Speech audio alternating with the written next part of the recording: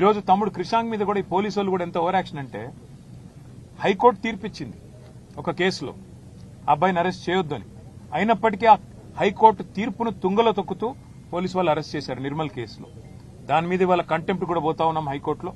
తప్పకుండా ఈ ప్రభుత్వానికి ఈ రాష్ట్ర పోలీస్ యంత్రాంగానికి నేను చెప్పేది ఒకటే, పోలీస్ యంత్రాంగం కూడా ముఖ్యమంత్రి గారి ప్రైవేట్ ఆర్మీ లాగా పనిచేస్తా ఉంది. వాళ్ళ మా ఇండ్ల మీదకి వచ్చి మా సీసీ కెమెరాలు హ్యాక్ చేయడం, మా ఫోన్లు హ్యాక్ చేయడం, బెంగళూరుకి వెళ్లి ప్రత్యేకంగా 12 మంది హ్యాకర్లను తెచ్చి మనం ఆర్ఎస్ ప్రవీణ్ కుమార్ గారు వివరంగా చెప్పారు అంత విషయం అంతా.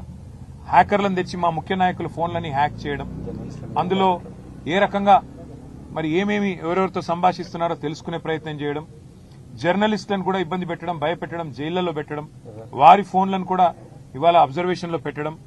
ఇవాళ ఈ రాష్ట్రంలో జరుగుతున్న ఈ అరాచక పర్వం ఏదైతే ఉందో దీనికి భయపడే ప్రసక్తే లేదు.